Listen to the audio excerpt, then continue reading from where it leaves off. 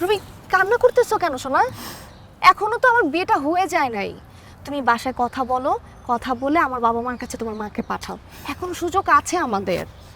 তানি আমার চাকরিটা চলে গেছে। কি? গতকালকে আমার চাকরিটা চলে গেছে।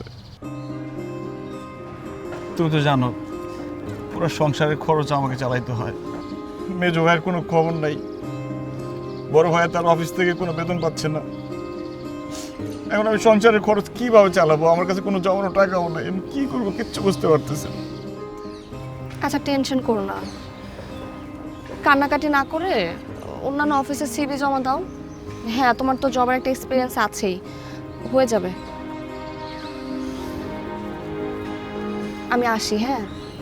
লেট হয়ে গেলে তো এখন ঝামেলা হবে, বুঝতেই তো পারছো। তুমি টেনশন করো না।